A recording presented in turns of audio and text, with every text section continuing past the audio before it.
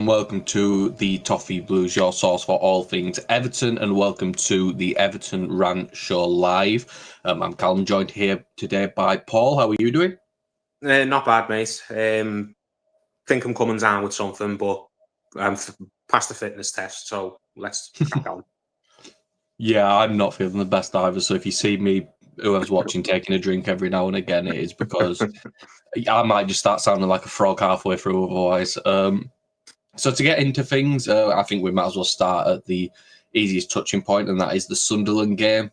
I think the Sunderland game, actually, it's a weird one because it started off really well. I thought even a lot of the topics we're going to discuss here in a negative way started off really well. I thought Dewsbury Hall, who's someone who's getting talked about getting dropped now, looked quite good for the first 20 minutes. I don't know what a lot of people think, but I thought Barry in the first stretch before the miss anyway looked really good. I thought he linked up play well, and then obviously Ndai scores that wonder. But I think Ndai was good for the entire game. But that goal, to get one little bit of positivity out of the way before we start being negative, what were your reaction to that Ndai goal? Because I was convinced he lost the ball when he went into the box, and there was that little trickle of defenders. Because I was in the pub, so I couldn't really see the screen really well. So I thought he lost it, and then all of a sudden you just see him get away and smash it into the top corner, and it's one of the best Everton goals I've seen in a while because he takes on half the team to do it. Yeah, it was bloody class, wasn't it? It's the type of goal that kids will try and copy when they're playing in the playgrounds or on the fields when they're in school, where you just think, oh, I'm going to pretend to be Ndai and I'm going to try and copy the technique, and probably never ever getting anywhere close to matching it. But yeah, it feels like kind of one of those like special one-off goals in the sense of you probably won't score a goal similar to that. I mean, I hope we do, but it was just one of those goals where it just came out of nothing. He's created it out of nothing. It wasn't like it was just like a thunderbolt from 30 yards, or it was a goal where he's, sat the goalkeeper down or something like that, and he's just slotted perfectly. It was just a mad bit of skill. It was just a crazy passage of play for 10 seconds, whatever it was. So, yeah, as you said, it's the best Everton goal of the season, probably the best Everton goal of the last 4 or 5 years that I can think of off the top of my head, anyway. And I think Ndai is probably most people's favourite Everton player currently, and that shows you why.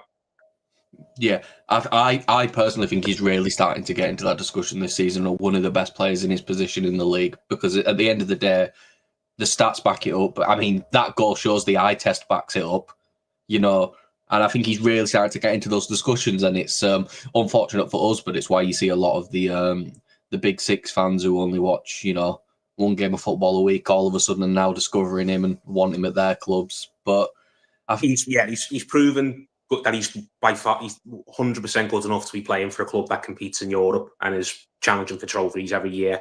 So that's why you're seeing links with the likes of Inter Milan, and I think I saw a link with him getting with PSG as well. And who knows if there's anything to those, but we're 100% going to get interest in him in January or in the summer. So hopefully he stays at Everton for a long time. Yeah, but yeah, it's going to be one of those players who you just know it's going to be hard to hang on to, because he's just proven himself consistently, and players who play as well as he does, as frequently as he does, they belong playing on at the best level, don't they? Essentially, and Everton haven't been anywhere near the best level for a long, long time. So let's just hope we can hang on to him.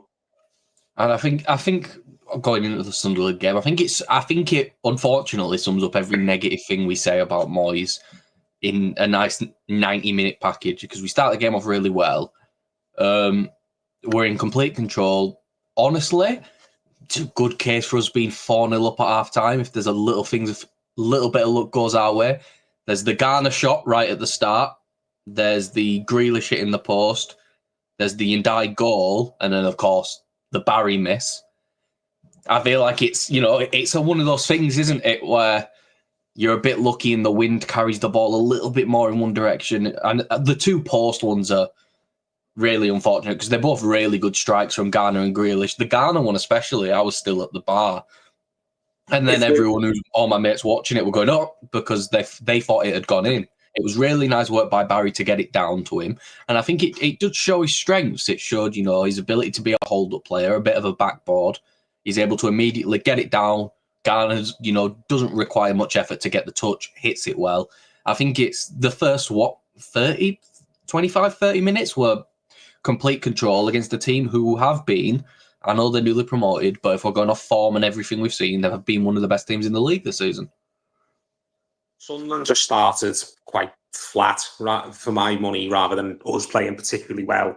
I know we had chances, as you say, but Sunderland were asleep, essentially. I don't know. This happens, I was going to say at Goodison then, but we don't play at Goodison anymore. This happens a lot with Everton games, night games on a Monday night or a midweek night, where, especially if we play a team who are down the bottom of the league and we just expect to have an easy time of it, people can get a bit sort of too lethargic and too comfortable and a bit too expectant, and they just think, oh yeah, we're miles better than these. We don't have to kind of be as mentally sharp. And I think that's kind of what happens where Sunderland have been playing so well and they're riding so high and their fans are just loving life at the moment, and probably their players are as well, that Everton coming to town, what have we won? Like 1 game in 7 now, 1 game in 8. We're not in particularly good form. So I think they looked at Everton and thought, oh yeah, they're nothing to really worry about. We'll turn up, and if we just sort of do the basics well, then we'll turn Everton over, and we got punished for it. So yeah, I mean, we started brightly, better than we have done for a few games now, but I don't think we were like absolutely brilliant or anything like that. I think it said more that Sunderland just were very slow out the blocks. And you mentioned the chances. If we're in good form, they're the type of chances that go in. The Grealish shot that hits the post, the one and bounces, away. The one that the Garner one, which was I think 20 seconds even, where it just skimmed the post. It skimmed the outside of the post. Yeah, those chances go in if we're playing well and everyone's feeling confident in themselves. But yeah, it's just the way it goes, isn't it? That's not the excuse. That's not the most egregious thing that happens in the game. We'll come to that, the aforementioned chance. But no, I still wasn't particularly convinced watching the game, thinking, oh yeah, things are clicking here. We're going to play really well tonight. I thought I was really, really nervous, thinking, oh no, we really need to get a quick goal here because Sunderland are going to wake up eventually and they're going to come at us and we're going to struggle. And lo and behold, that's what happens. Yeah, I think we might as well get to the miss now. It's a horrible miss. It is a horrible, horrible miss. He's right in front of the goal. It's a tap-in, but it's one of those where I said it in the thing. It was like, I think it was unfortunate because I think he did play well before then. I think it's a bit Calvert-Lewin syndrome, and I don't want to say that because if we paid 30 mil for another Calvert-Lewin, where it's the build-up's good, he's vital in the goal, his work rate and his thing. Don't get me wrong, Ndiaye dribbles through 5 people, but I'm telling you right now, Beto just stands there like a deer in headlights. Yeah, Beto stands there scratching his ass, doesn't he? And doesn't win the ball I think his build-up was good. The chance for Garner, at the end of the day, I'm not saying he played like a top-level striker or anything. I'm comparing him to his opposition, if anything. I think he had a better game in 15 minutes than Beto has in the entire season. That 15 minutes was better than anything Beto's done in every. I don't hate Beto. And I feel like in a lot of my videos it probably comes across that I do. But the bloke is genuinely at this point the worst striker I've seen in Everton. That I can. No, he's not. I'm not. I'm not enamored with Beto, but I don't rate Beto, but I wouldn't put him below the likes of Solomon Rondon and the likes of Neil Maupay. I don't think he's quite that bad. Do you know what? Yeah. Do you know what? Yeah. I think consistent starter is the worst we've had. Because was Rondon starting consistently? He had like a little 2-month, 3-month period where he was playing in most games. Yeah. I genuinely think he's worse than players like Cenk Tosun, Umar Niasse. I'm sorry, mate. You can't be worse than someone who's playing in bloody baller league now. It's like I just don't think they're both very good at football, and maybe not English football. Because do you know what? I feel like if you put him in Italy, he'd get some goals. But it's unfortunate. He offers nothing but running in a straight line, which it's not 1994 anymore. You can't get away with being strong, athletic, and he's not even a good finisher. So it's like. You've got to have some technical ability, which he has precious little of, if you're going to score goals. I don't think he has any. Good amount of goals in the Premier League this day and age, yeah. Yeah, I think there's probably genuinely players in non-league who have more technical ability than him. And I don't think that's a crazy statement to make. I think there's probably quite a few, but obviously his athletic ability is what bumps him up. Which there's a lot, but it's like As I said, I don't rate him, but we've got to remember he did play in Serie A and looked a half decent player. He did get 8 goals in the Premier League last season. He's not an appalling player where you think, how on earth is he he's not like that fella who got on the pitch for 10 minutes in Southampton in the 90s, that fraudster. Ali Dyer. He's not one of them. You just think, like, who on earth has lost their mind and has put this player on the pitch? I don't think he's that level bad. He's just not what Everton are looking for. I think if he did go to Leeds when he were linked with them, I think he'd do all right with like a team like Leeds, because I mean, it's not like they're not creating chances. It's just Calvert-Lewin's missing them all. We just touched upon it. You've hit the nail on the head. He just doesn't have technical ability, and in 2025, this day and age, if you don't have technical ability as a centre forward, a lone centre forward, there's nothing down for you in the Premier League leading the line. The only thing he looks good for, when you say he's strong and he's athletic, the only type of players who sort of have careers when that's all they've got going for them is impact subs. And if we use them more as an impact sub, and I know we just throw them on for 10 minutes at the end, which causes a bit of chaos, then maybe we'd see more. Niasse was particularly effective in that role, wasn't he? When he was just he was such a random footballer who was like he wasn't in control of his limbs, that he confused tired defenders. So that's probably, if Beto's going to be around for the foreseeable future, I hope he's not, by the way, but if he is, then that's probably the best role for him, to just use him as an impact sub, throw him on with 10, 15 minutes left when the opposition are just sort of are either up against it, they're trying to chase us for an equaliser and they're pushing up and they're leaving space for them to run in behind, or if we are chasing the goal and they are sitting in a low block, we just throw him as an extra body in the box and hopefully it bounces off his arse and goes in or something. So getting back to Barry, though, because we were talking about Barry and the miss, I've read a few people saying that they liked his performance, and maybe it's just me, but I wasn't particularly impressed at all. I mean, he put himself about and he was wanting to get involved, but there was just a lot of times when I thought he lost the ball cheaply or he made the wrong decision. One of the most damning things I can say about him is he's 23 years of age, right? I didn't think he was that old. I thought he was 19, 20, like Committee was. But he's 23, just turned, and he plays football like he's 16.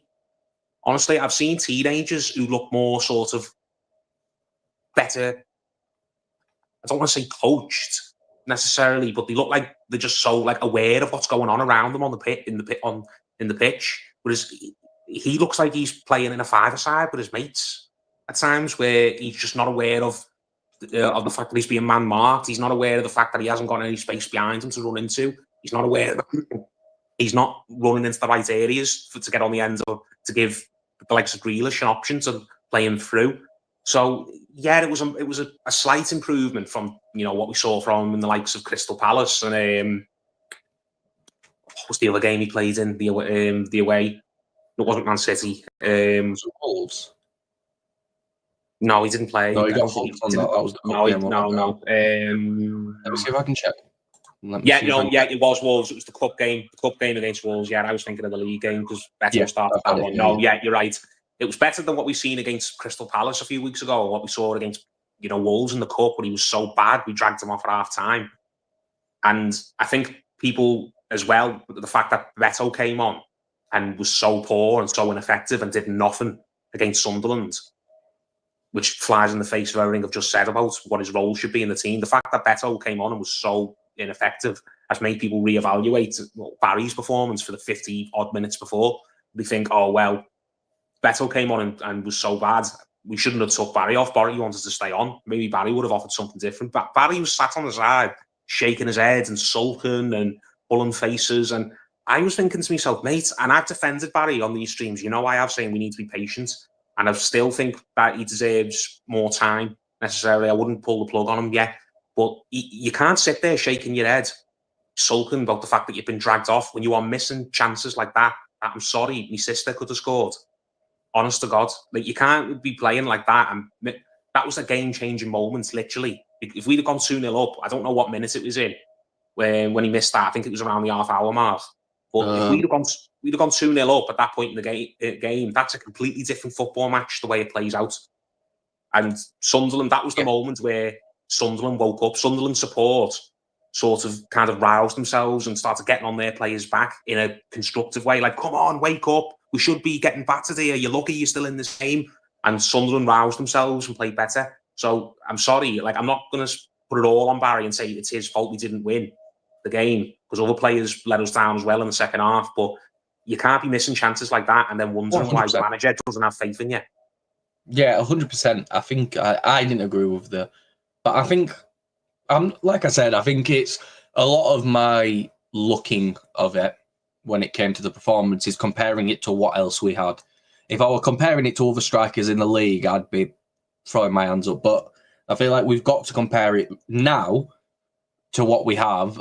Obviously, in January, then we can go, this is available, this is available. You know, Ivan Toney, for example, that's the big one I'm saying. That Saudi will loan him out because he wants to get in the World Cup squad. Don't get me wrong. If someone goes, right, you can have Barry or you can have Ivan Toney, who, yeah, it's the Saudi league, but he's still scoring goals. I'm obviously going to go, yeah, I want the one who scored 20 in the Premier League once. And don't get me wrong, he's playing in a lesser league, but it's not like he's forgot how to score goals, you know.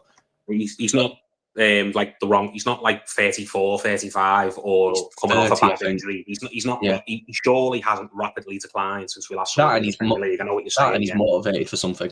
And that England number 2 spot for the striker at the World Cup is wide open because Watkins has been terrible this season. So there is an open spot there for whoever wants to take it. But it's I just think he did these little things so much better than Barry, and I think than Beto. And I feel the problem with Beto is you see players like Grealish and Ndai, they can't give the ball to the striker and then go because the striker's not going to complete that. With Barry, there was a few little moments where you saw it with Ndai, I think Ndai specifically. He was able to give the ball to Ndai and then Ndai was able to go and he was able to give it back to him easily. I feel like with him, like you mentioned, there's a clear improvement in each game.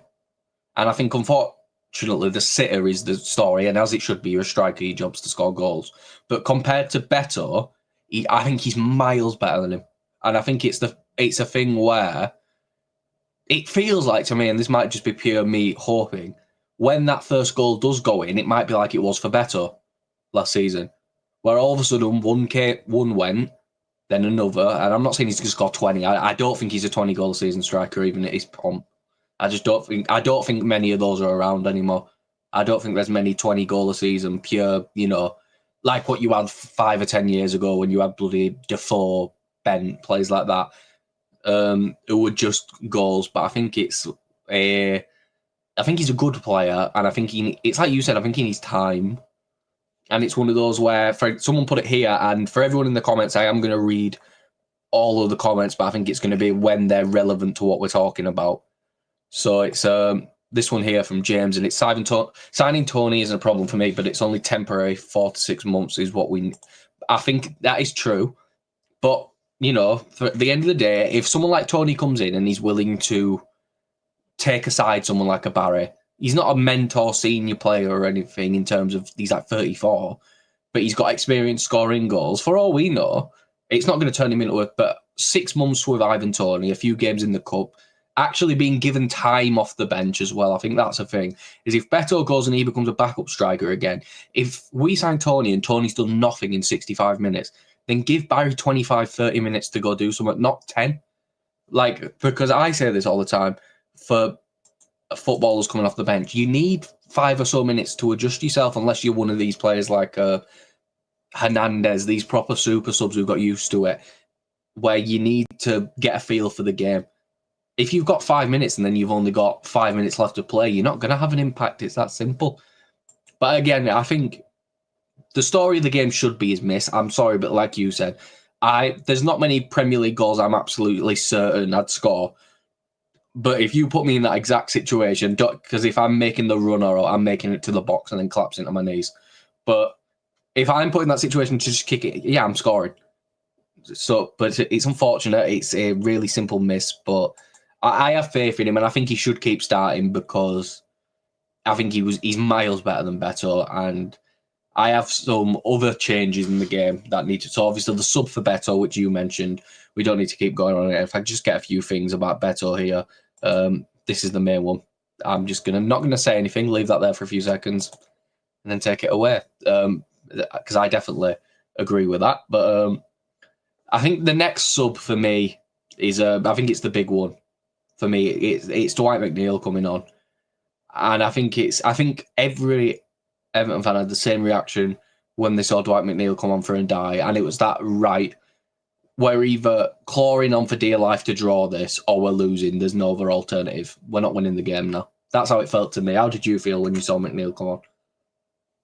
It was just confusion. It was just he hasn't given McNeil the time of day so far this season, the manager, and to throw him on he came on. I forget what minute it was, but it wasn't like near the end. He was on for a good period, wasn't he? Yeah, I've got it here. 60 seconds. So you got a good half an hour. Yeah, you got half an hour on the right flank as well. I mean, even Sean Dyche, who was a big fan of McNeil and used him as a key player, even Dyche didn't play him on the right. I think Frank Lampard tried McNeil on the right when we first brought him in, saw how badly it didn't work, and no manager since then has tried it.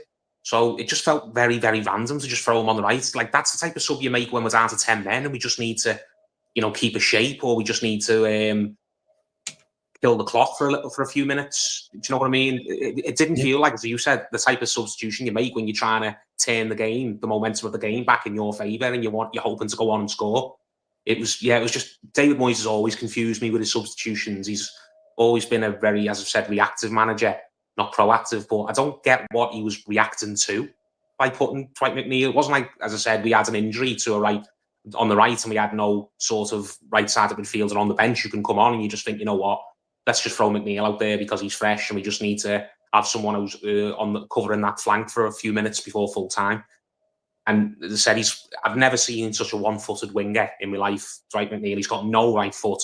There's that famous goal he scores at Brighton that season when he went round the goalkeeper. He shifted the ball back onto his left foot because he didn't want to shoot into an open goal 2 yards away with his weaker foot. So McNeil is not an inverted winger. We've tried him in that role and he's never, ever looked competent at it.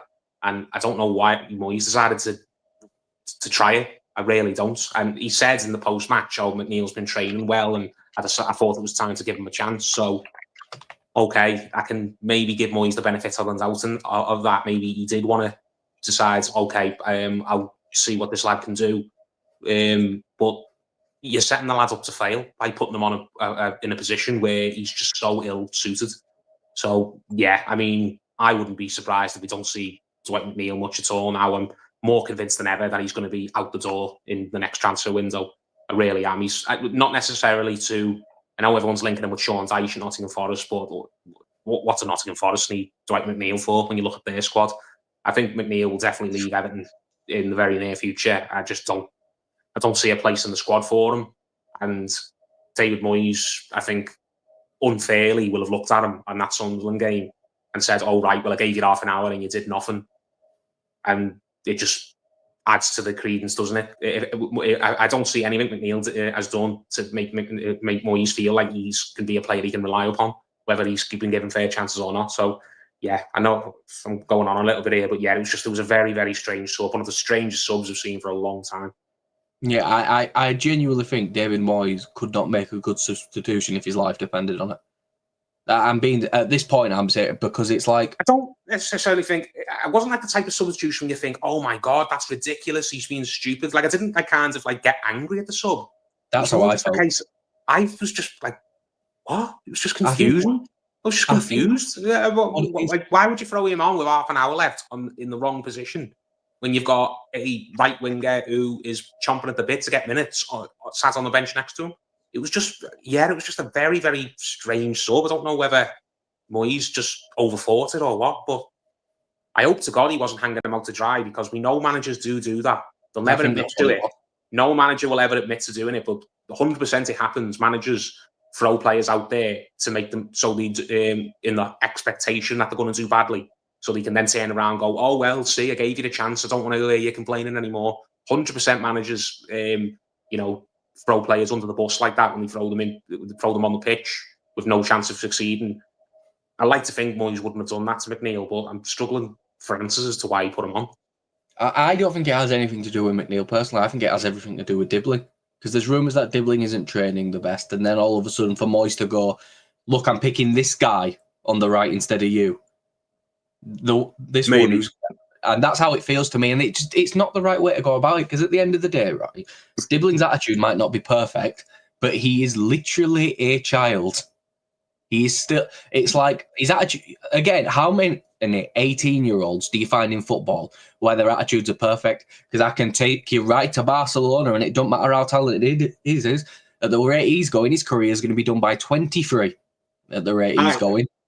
I don't believe, I said, we don't know that Dibbling's got attitude problems or isn't performing well in training. I don't believe that. I think the reason we're not seeing much of Dibbling is that David Moyes just pure and simply doesn't trust young players and never has, and is so reluctant to use them. It's one of his flaws as a manager. It's just why buy them then?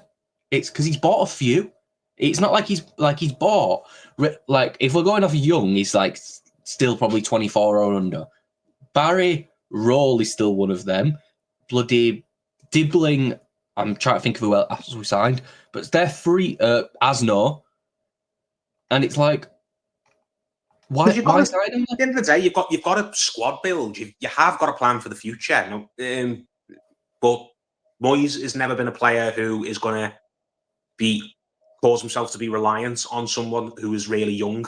I think I saw a stat. I think the BBC put it up on Twitter that the David Moyes hasn't named a teenager in a Premier League starting 11 in over 5 years. I think the last time he done it was Rice, probably. No, I don't think it was even that. It was while he was at West Ham during the COVID season. I can't remember the kid's name. It was some just random player who was at West Ham at the time and isn't there now. But yeah, he hasn't named a teenager in the Premier League. He has. God knows how long. And he only ever did it at Everton the first time when he had to. Jack Rodwell came into the team very, very young, but that was literally a needs must because we had no one else. And Rooney came into the team because Rooney was Wayne Rooney. He was a once-in-a-generation talent. But Stones and Stones after that first as well, and then Martinez no. Bigger roles. He signed John Stones, but John Stones never made a senior appearance under David Moyes. He played Barkley once or twice, but then took him straight back out the team again, and then pounded him off on loan to Leeds, I think it was. Yeah, Barkley barely featured under Moyes, even though he was, at the start of the academy, and it was clear how talented he was.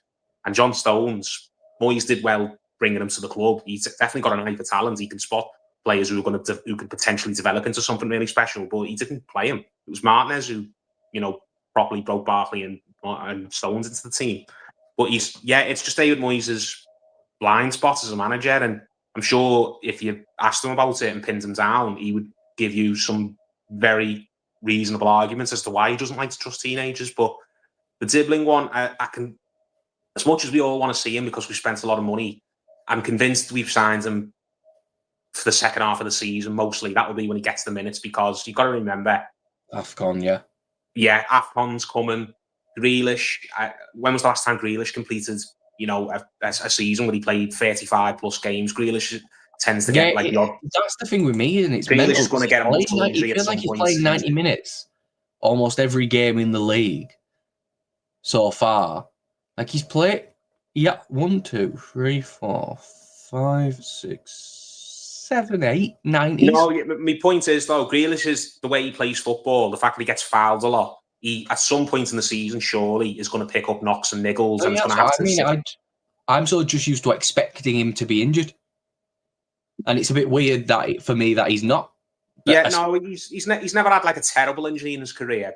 He's had like a few where he's been out for a little bit at City, but he's never had like a leg break or an anterior cruciate or something like that. But my point is, Grealish is the type of player, given how much he gets fouled, he's going to have to sit out games because we're going to have to, rest him and manage his minutes properly. So there is going to be a time when he has to sit out, and obviously Ndai as well is going to AFCON. So we are going to see Dibbling start at points, surely to God. So I can kind of understand why he's holding Dibbling back a little bit, because he's probably planned him thinking at the moment Everton's two best players are Ndai and Grealish, are two wide players. So even if Dibbling was smashing it in training, I still don't think there'd be much clamour for him to start. No, I think but it's you'd just have to drop one of those two. it's the sub thing, isn't it?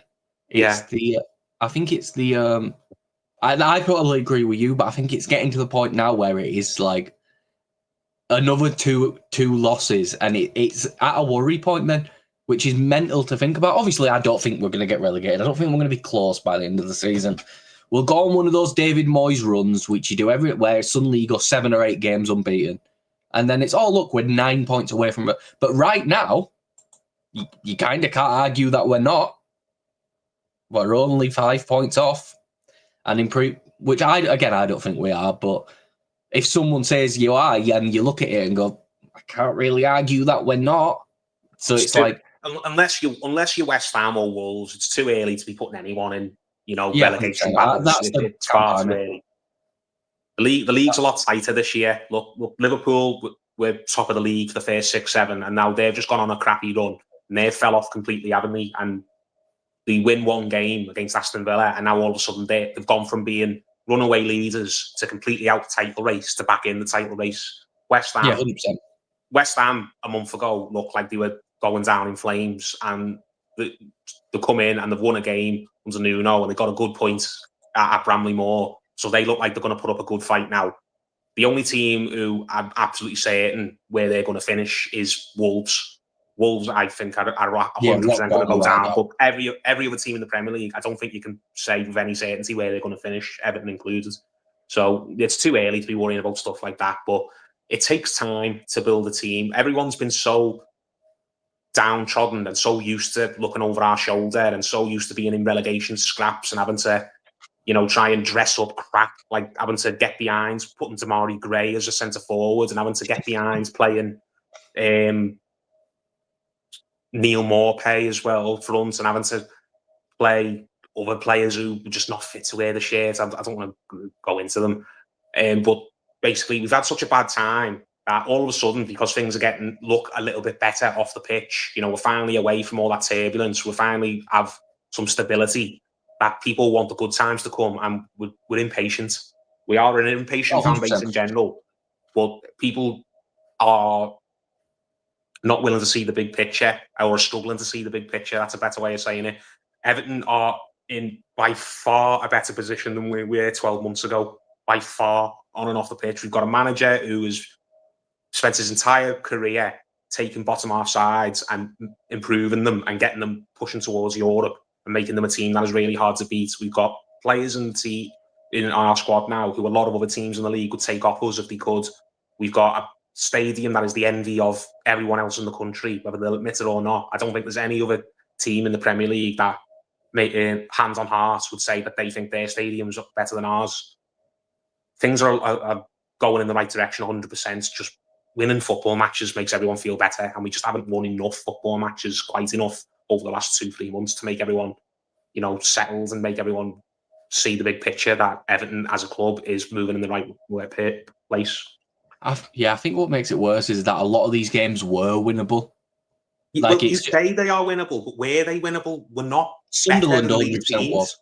Sunderland 100% was, I think, because it is unfortunately just as simple as the striker scores the chance that, anyone should be score. And I don't think Sunderland come back from 2-0.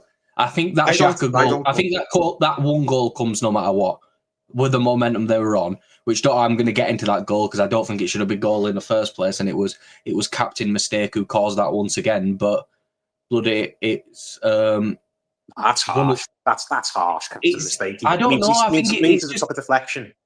Yeah, I know, but I think it's as simple as it's like, look around you. It's his big problem.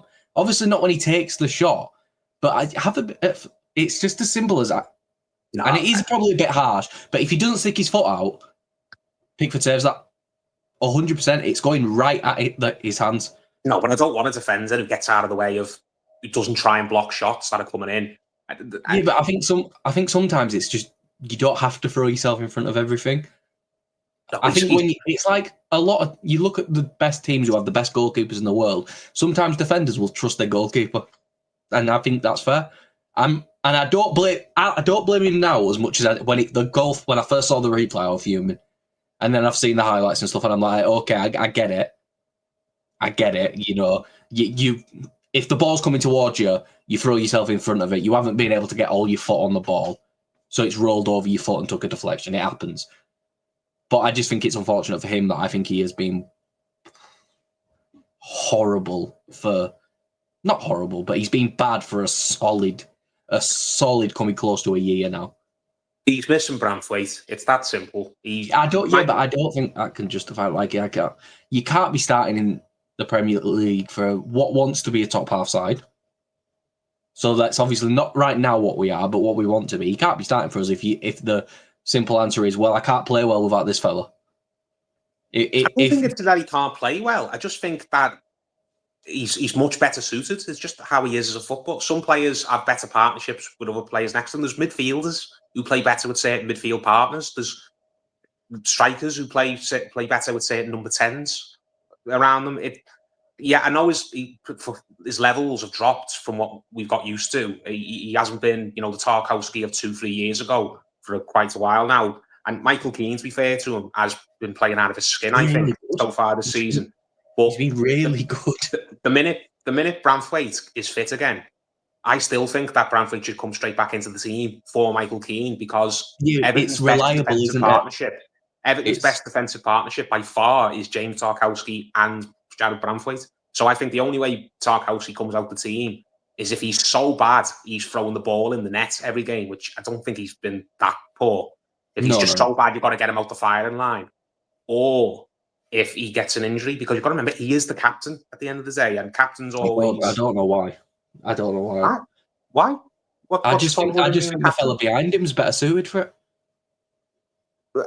I get what you're saying, because Pickford's vocal, and a lot of people like that type of captain, a vocal captain. But I understand why he cares about the club as well, isn't it? Like it's what? No, it's not.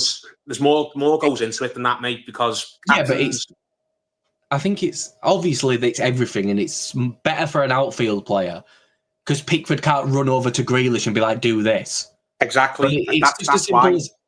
That's why I think Pickford's not the captain, because Pickford can't be getting in the referee's ear every time he blows up for a foul. He can't be getting into stand up for his teammates every time one of them gets a bit rough. Tarkowski's always in there. Like whenever someone's trying to bully one of our players, he's always getting involved and saying, kind of, who are you pushing my mate around? He's always talking to the referee, getting in his ear. Goalkeepers just simply can't do that. So I get why a lot of managers don't like to give the captaincy to a goalkeeper. It's just a logistics thing. No, that's fair. The more I think about it, because I think our fans would be fuming if Pickford ran out of his goal to jaw with keeper every time he got a chance.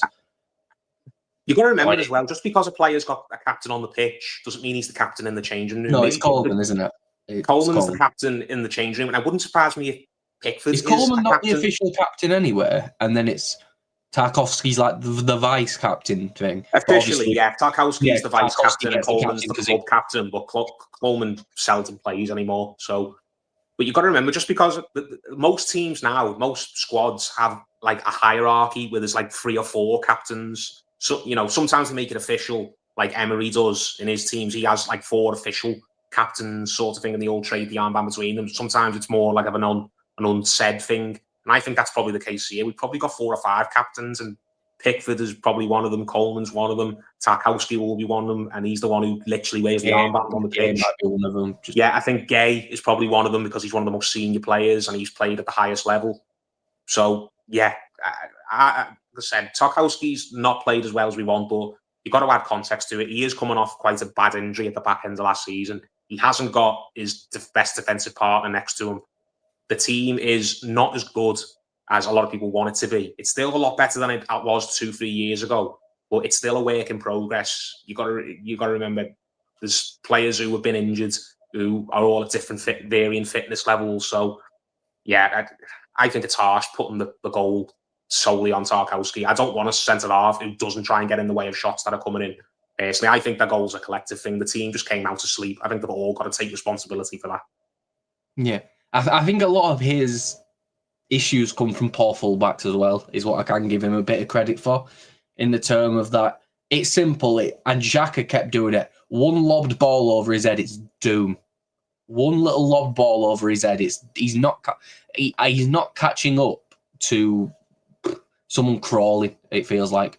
He's one of the slowest footballers I've ever seen, and obviously he's old at the end of the day, and he was never quick to begin with. But again, is that a thing of him being bad, or is it a thing of a competent right back? I'm not saying O'Brien's bad, but an actual right back. A natural right back who knows where to be. There. Seamus Coleman from 2016 stood there. Is that it's not a problem anymore?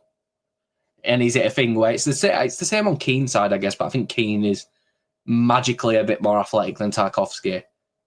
And so it doesn't look as bad for him, but I think it is that, isn't it? Where if Branthwaite's back, if the club signs a right back, which to be honest with you, I'm really starting to get worried at this point that we're not going to sign anyone in January, or it's just going to be a striker.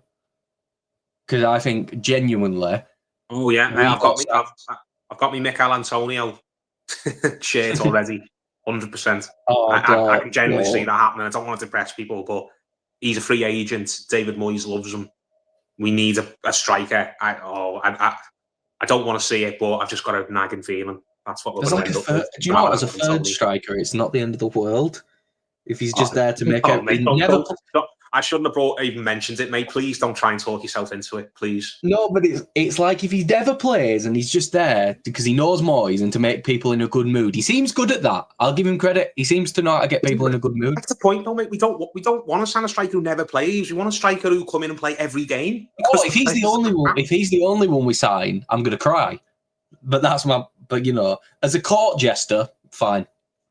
But if he's the only player we sign, I'm not watching Everton for the rest of the season. I'm watching. I'm doing. I shouldn't have even mentioned his name, honestly. No, it's not. Do you know what? You've got people in the comments now. You've got James, please don't. And it's just you've got the thought has crept in, and that it might actually happen. But yeah, I think my thing with Tarkowski is, I guess it makes him look bad that he's the perpetrator of the mistakes, or it looks like it's him in a sense. Because he'll throw himself in front of the ball. He might get caught on a long ball. When it might more in reality be the thing that the defence in general is just worse. And because he's the one who throws himself at it, it makes him look worse.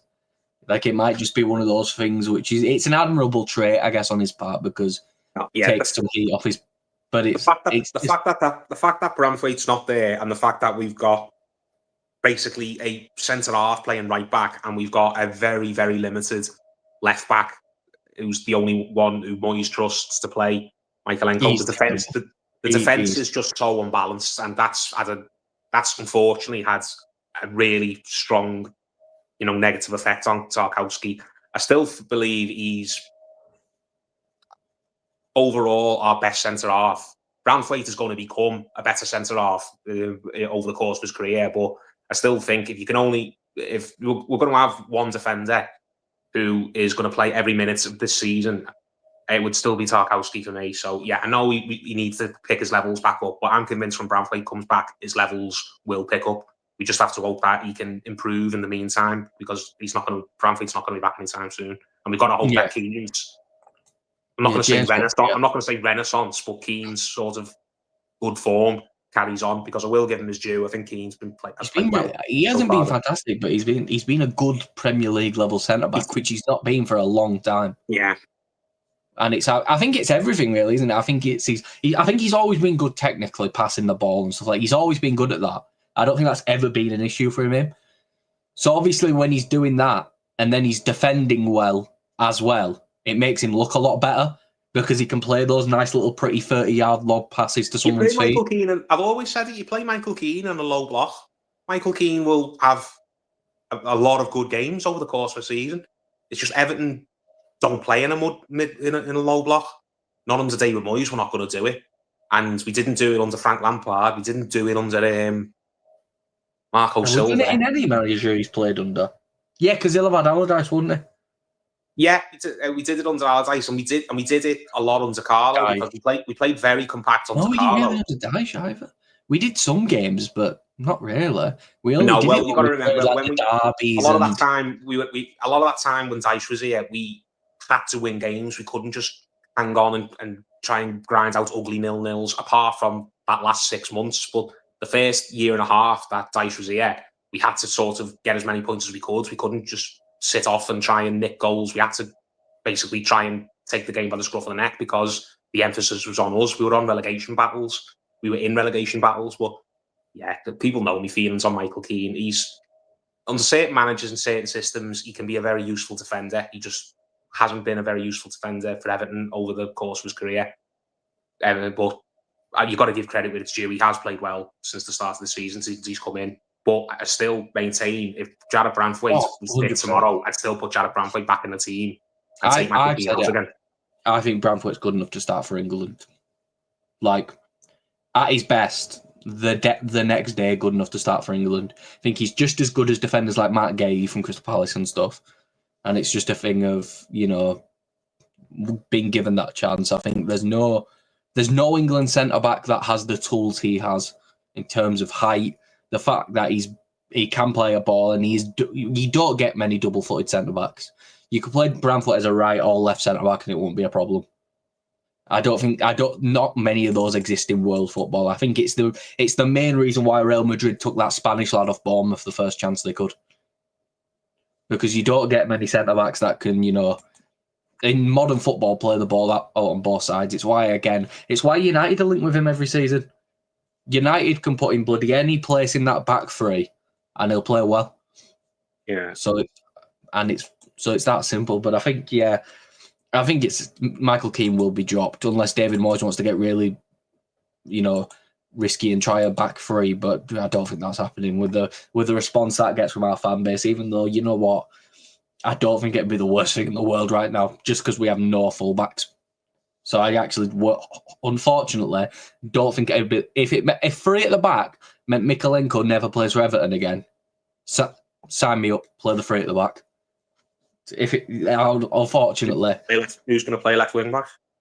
I think anyone would be better than Mykolenko. I think you could put Harry Tyler out at left wing back. I think he'd be better. If it's one of those, that's the worst part. Who is going to play left wing back? Oh anyway. God, it'd be McNeil, wouldn't it? It's as you said, mate. It's never going to happen. David Moyes is never going to go to a three at the back unless forced to by injuries. So we're just mulling over a false point. I think that German lad wouldn't be a bad fullback, but we haven't signed him to play that. Speaking of, actually, I've just realised he's the next little thing of our final little thing. Besides talking about the Fulham game, Merlin Röhl. Should he have started against Sunderland? If yes, who did? Which is weird because I think a lot of the sentiment was for Alcaraz to start over Dewsbury Hall. But we'll talk about Alcaraz as well. Are you at a point now with Dewsbury Hall where it's time to drop him for a few games? And so it's like, because I do think besides a few players, besides like 3 players to be honest, no one in this team, and then obviously the fullbacks and the centre backs, just because we don't have enough of them. I don't think any of the midfielders' positions should be permanent, unless it is Ndiaye and Grealish, because I think if you have 4 or 5 bad games, I unfortunately that a lot of these think that there is a player who could do a job there to replace you. And is it a point now where you think Alcaraz should at least be given a game to start to see what he can do?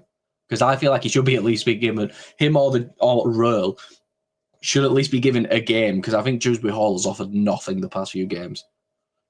He started brightly, didn't he, Dewsbury Hall, and I really like him as a player. I was made up when we signed him, but he's just hits a bit of a poor run of form.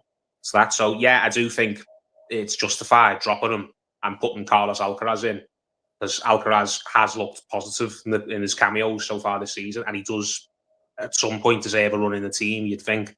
So it's the whole point of just having a squad, isn't it? That you have got options, that you're not just stuck with a player and you've just got to keep starting him, even though when he's offering nothing. Like we've been in that position too often over the last few years. So use your squad. Yeah, I would be happy if Kieran Dewsbury Hall came out to the team for Fulham and Carlos Alcaraz came in 100%, and maybe that's the type. That's just what Kieran Dewsbury-Hall needs. He just needs a bit of a kick He up the might bum. just need a rest to get his form back as well. He's Yeah, played kick a up lot the of bum, a football. rest. Maybe the team just needs a different dynamic because even though they play the same position behind the striker, they are two different types of players. Alcaraz, I think, is more likes to drive forward with the ball, whereas Dewsbury-Hall tries to like and link play with the wide players. But yeah, I'd like to see that. Talking about Röhl, it's similar to Dibbling. He's been signed for where the idea being we'll see more of him after Christmas when the AFCON starts. Garner Gay is going to AFCON and he is 35, 36. He's at the point now where he's going to probably have to be rested for a few games here and there. James Garner's a player who I think has had injuries every season he's been at Everton. He always tends to get injuries where he's out for like 2-3 months. He missed a lot of last season, didn't he? Yeah. And if he missed it, a large portion of the season before that. So Garner's just one of those players who you have to plan for him to not be available because that's just what his Everton career has been so far. So yeah, we'll see Röhl at some point, but I understand why Moyes has been slow with him to use him because he hasn't played an awful lot of senior football. I think did he have one season in the Bundesliga last year? Yeah, it was only like half a season. It's not like he's been around for. How old is Röhl? Is he 21, 22? I think he's about the same age as Barry. I think he's 20. 23, yeah. He's 23, which is young for a centre midfielder. Most centre midfielders are still playing at the top level when they're 34, 35 nowadays. So, no. Yeah, in 3 years, he only played 60 games. So he was like a squad player. And then in the last season, he came in and, so the last 2 seasons, he's been a full starter. He's played 34, then 20. So he's got... Okay, so he's got a decent amount of senior games under his belt, but it's Bundesliga. And I don't want to get all sort of snobby about it, but Bundesliga, mid-table Bundesliga is nowhere near as competitive as mid-table Premier League. I'm sorry. I do like him, though. I like him. I've liked him. I understand why. I understand why Moyes hasn't got carried away with him. You've got to remember, he did get an injury as well. It's not like he's just been sat on the bench. It's not like we had 5 or 6 games where he just sat on the bench and Moyes just decided not to use him. He came on for, 20 minutes against Aston Villa, and then he was out for 3-4 weeks. So I think what it is I think he's going to become like the little Swiss Army knife. I know Moyes loves having one of them. A player that he can put everywhere. You know, I feel like he's going to Fellaini him a bit. He's going to play in. He can play in the 10. He's big and good at winning aerial duels, so he'll probably chuck him at striker at one point. Can play defensive midfield. He's probably big enough to play. Then we really are struggling if we put him as a centre forward. If he contributes like Fellaini used to do in the last 10 minutes, I'm not going to complain. It's just, and it's one of the, but I do like him. I think he offers a lot. I think he's similar to the Newcastle lad, German, in terms of where he's one of these really tall lads who's really good with the ball at his feet. And it's I think it's why Newcastle fans like that Watermard so much. Because when you see a big 6'3", 6'4" lad, you don't expect him to bloody Cruyff turn past someone to little bit of fancy flick it through someone's legs. You don't expect it, even though it's happened quite. You know, Peter Crouch was a lot better with the ball at his feet than people remember. And I think it's I do think Röhl. I think it's like you said. His best. I don't know what his best role is. It said here his primary role is attacking midfielder, but I think he's one of those where I think he'll be a better defensive midfielder just because he's so big that it'll be easier for him to intercept passes just because he has more space to stick his leg out. And I think it's one of those where, like you said, he'll get in a bit more. You know, Dewsbury-Hall might get dropped back. We might move to a 3 in midfield or a more traditional 3. And that'll see players like him get more of a chance, especially if we're not going to bring back Harrison Armstrong, which I'm not sure if we will, because it's a weird one where I think he's in a weird thing now where he is progressing scarily quick to a point where he was one of Derby's best players in his half season. Now, in this half of the season, from what I'm seeing, he's one of the best players in his position generally in the entire league. Raving over him, RP. Got assist the other day, and I mentioned it in I thought, because I saw Thierry Small scored, I thought Armstrong had assisted Small at first, and it was some sort of like alternative universe for a second. Mm-hmm. But he's been absolutely unbelievable. And it's James puts here, and I'll do a few more quick responses to comments after this as well. But would you bring him back? I would. I don't know, because he's playing so well at Preston, and I feel like we have enough bodies in midfield. Yeah. Is it worth bringing him back and potentially stalling that development? If he's going to come back and play every game during AFCON, and then he maybe goes on loan again at the end of the month, but then is that fair for him? If he's playing still at January at one of the best, don't get me wrong, if it gets to January and it looks like this bloke is way too good for this division, different story then.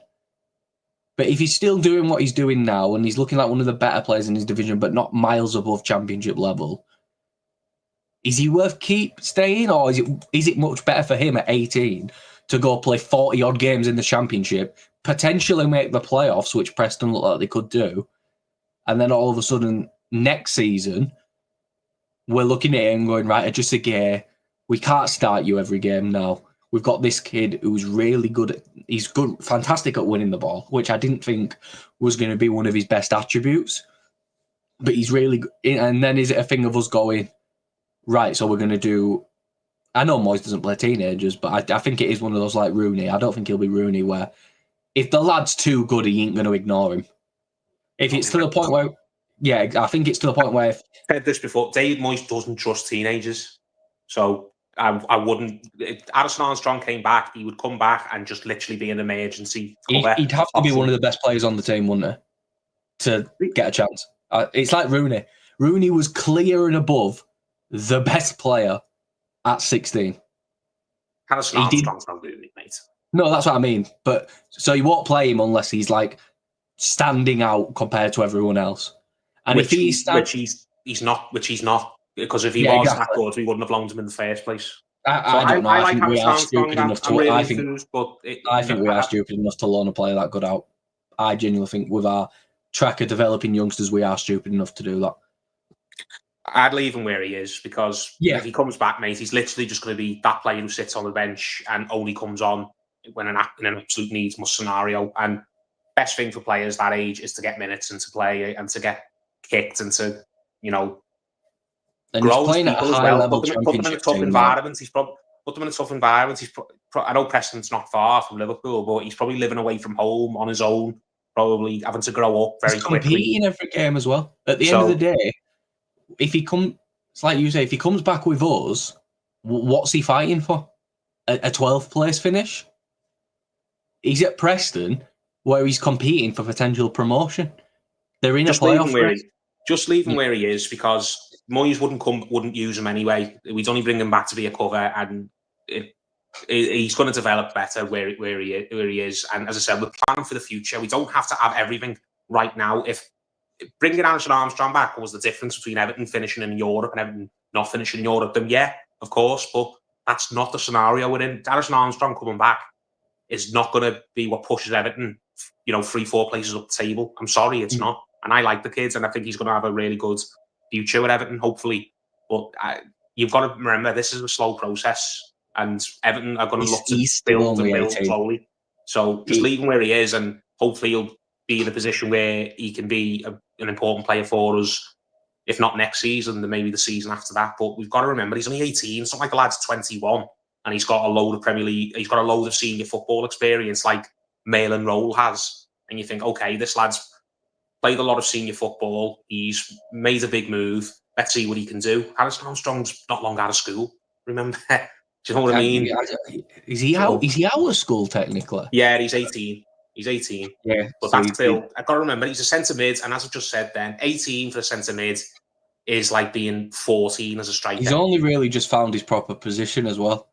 Yeah, because we were playing him at the 10 and out wide. He's a defensive midfielder. He's a deeper midfielder. And he's only just found that. But because if he stayed with us, he wouldn't have found that. He'd have been played more up front or further up. He wouldn't have played full stop. I keep saying to it, Moyes doesn't play teenagers. If he was still here, he'd be in the under-23s. So just No, that's what I mean. that's He'd why probably I'm against bringing him he'd have back, been playing like attacking midfield for the under-23s like he was before. which would do nothing for his career at this Exactly. point. So He's yeah, found these managers have found his actual position. He's excelling at it to the point where at 18 he looks like one of the best players in the division he's in. Which means most of the time, if you're one of the best players in the Championship at a young age, you're going to do well in the Premier League. I think what he's going to be is he's going to be similar. He's going to be our version of Adam Wharton, Forest lad. Anderson? What's his first name? Elliot. He's going to be like that, which again is very exciting for us because they're both very good players. Put the brakes on a little bit, mate. He is 18. He hasn't played a lot. He's doing well so far, but he hasn't done anything where you think, oh my God, this lad's so brilliant. We've got the future, England captain on our hands here. It's not like he's not Wayne Rooney. Do you know what I mean? So I like what we're seeing from him. I'm glad that people are really enthusiastic, but let's just not put too much pressure on him. We've been in this position before. We've done it with the likes of Ross Barkley. We've done it with Tom Davis. Let's not go down that road and make those same mistakes again. Let's just temper it. I think what it is they had the talent. They were let down by the club. Ross Barkley was let down by himself, actually. But Tom Davis, the ability were there. It was clear as day. You can't go and batter a Pep Guardiola team if you've not got something about you. You know what I mean? And it's at the end of the day, it's the same with Harrison Armstrong. The talent's there, clearly. You don't go into a physical, demanding league like the Championship and at 18 be one of the best players in your position. You don't do it. It rarely happens. And it's people... Mate, even so, mate, there's a gulf between the Championship and the Premier League. 100%. I'm not saying he's going to come into the Premier League and be unreal. But I think someone like Adam Wharton's the easiest comparison because that's what he did at Blackburn, except he was Blackburn lad, so obviously they played him. But I think it's similar to that in terms of that's probably what I see him being. I don't see him being like a world star or anything because I don't think Wharton's going to be some world class out of this mind defensive midfielder. I think he's going to be a good level Premier League one. I don't think it's unfair to say Armstrong can be the same if he's given the right trajectory, which I think again Davies had the same potential, but was not. I think he was let down personally. And then kind of fell out of love with football, and then it just happens. I honestly think another loan next season will probably suit him as well. Say Preston get promoted, touch wood, send him back there for the Premier for a year. Just play it by ear with him. Leave him where he is right now. He's doing well. There's no need to overthink planning a loan for him next season. We'll know what to do with him by March, April time. Well, whether he's showed enough to be part of the banking for next season. Again, I like you said, I have no faith in David Moyes with any player who's under the age of 23. It's that simple. I think Rooney was because he had no other choice. You know what I mean? A blind man would have played Wayne Rooney. So it's like I just it's just personally how I feel about Moyes. I have little to no faith in him with these younger players, like you said. I think you could. Like you said, unless it's a generational talent, he's going to find a way to not play him, which I get. It's an old school mentality. You've got to earn your way into the team. You've got to go on these good loan spells to get into the team, which with Armstrong, it's the right thing. He needed another loan. I think everyone who spoke about Armstrong was saying this. He needs another loan to the Championship to make sure this 6 months with Derby wasn't just, a good run of form. And he's proven it's not because he's been one of the best players for a again, mate. We're only in November. It's only been a few games, yeah. It's only November. Let's see if he's tearing up the Championship in February. Then we can decide whether or not we've got a special player or not.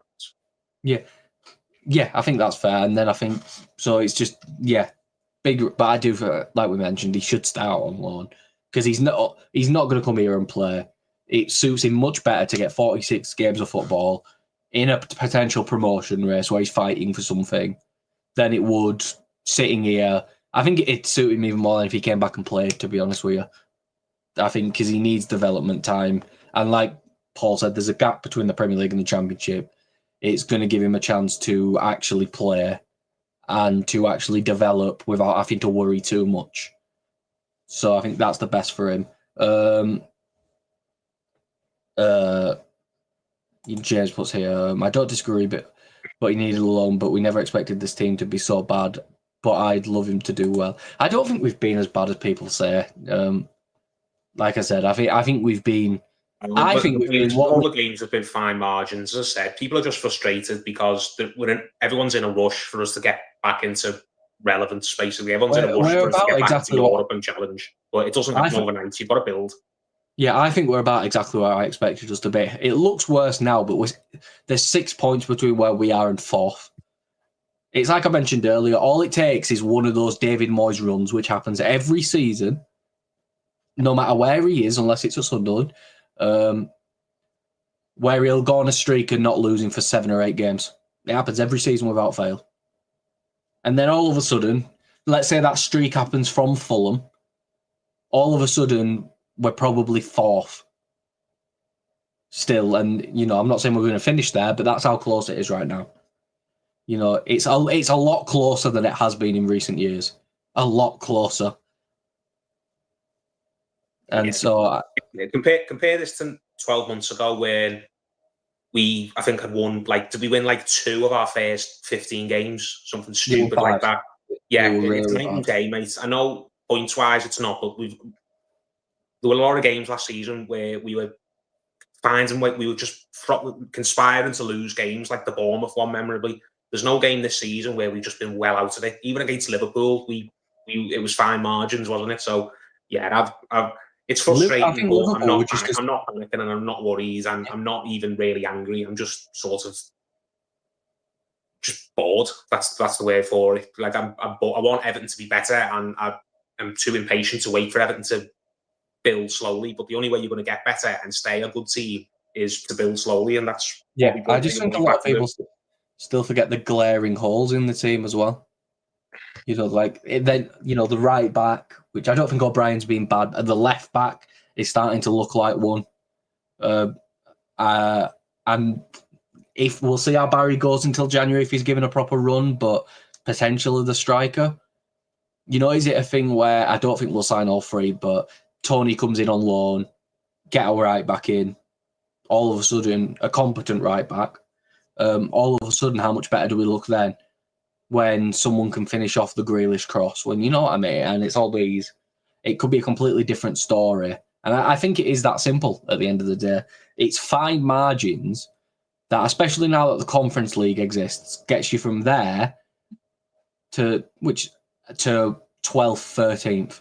That's the band we're in now. Are these teams where it's runs of form, individual quality from players, these tiny things make a difference in where you finish in this part of the league. I don't think we'll be near a relegation race. I've said it, I'm comfortable we'll be 15, 20 points away from it at a minimum. And I think it is just, again, it looks worse because it's so close right now, but I don't think it is that bad, like you said. Yeah. And I think it's at the end, a very brief preview on Fulham, because again, we've been going for an hour. I don't want to sit here for 15 minutes talking about I think it has disconnected Paul. I'll see if he joins back, but if not, I'll do it because, don't want to be here all day. Very brief preview on Fulham. I think Moyes has to look at making a change in that number 10 position. I think Barry needs to be given another chance, and I think it's just as simple as making the subs when it actually matters. Don't make a sub at the 80th minute. Don't make a sub at the 75th minute. If Fulham take a charge and there's a position where you think we can get back into the game, then make that change, because that's, at the end of the day, is what's going to have it. Got a few here. Armstrong has looked better than Dibbling and Asno. I think that's just because he's been given a chance to play, but I do think he is a very high potential player. I do think I'm just going to go through them all now at the end. I've been watching Moyes since Everton's 60s. Moyes is incredibly negative as a manager. I just think it's like Paul said, he isn't proactive, and I think that can bite him sometimes, because some teams will capitalise on a change. They'll figure out how we play, because I think we always go into games playing quite well, or have done the past few, and then just don't really capitalise on it. Start rolling Alcaraz. I think it's one or the other. I like Garner, and I don't think Gay's been that bad. But I feel that we'll see a lot more of that when AFCON comes around. What have we got to lose? Obviously, not old enough to have seen Brett Angel. I'm going to be brutally honest. That name, I've heard of it, but I don't know of the terribleness that's surrounded with it. The problem with Moyes, he's a manager stuck in the past and the game has moved on, but he hasn't. I do agree with that. If the same team runs out against Fulham, I can see some problems. I don't know. I think we'd be fine, but it's just it's one of those where it's if Fulham do click, it's making those changes at the right time, because at the end of the day, I think this is one of those teams where I don't even know if I pronounced it right. There you go. You know what I mean? I'm 24, so like a lot of my Everton remember that I can lock is like 2007, 2008 onwards.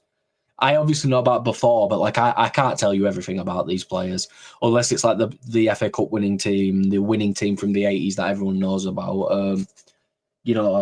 Anything else, I couldn't tell you to save my life. I just watch the team as it goes and talks about it now. I'm hardly an Everton historian, if I'm going to be completely honest. But yeah, I think for Fulham, it's interesting, and we'll have to see where things go. But I don't think there's that much to worry about. Fulham have been really bad. Oh, he was a god. But I think it's one of those where try not to worry too much. Like we mentioned, a lot of these games are fine margins. I do think a player like Dibbling should be given out, and I do apologise for the nose itching. I think I've got like a cold or something coming round, so my nose feels really stuffy, so I've just been itching it quite a lot, so I do apologise if you've seen me doing that throughout the video. But yeah, I think we'll be fine.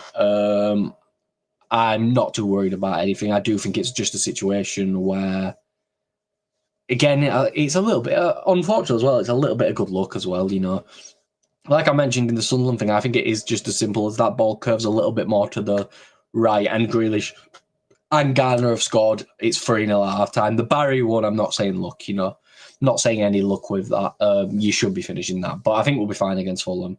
And yeah, I think it's just one of those where we have to see where we are in January, and then hopefully the changes are made where there are glaring issues, mainly right back and potentially striker. But that is all for this stream. I'm guessing Paul has had some technical issues, so thank you to Paul for coming on. Thank you all for watching and interacting with the streams.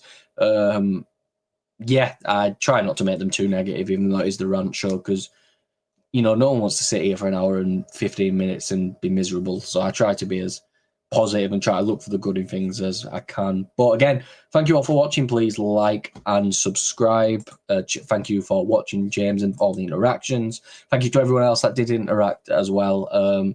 I don't want to sit and scroll up here because it unfortunately doesn't show as many of the comments as I'd like on this little side section. But thank you all for watching. Please like and subscribe.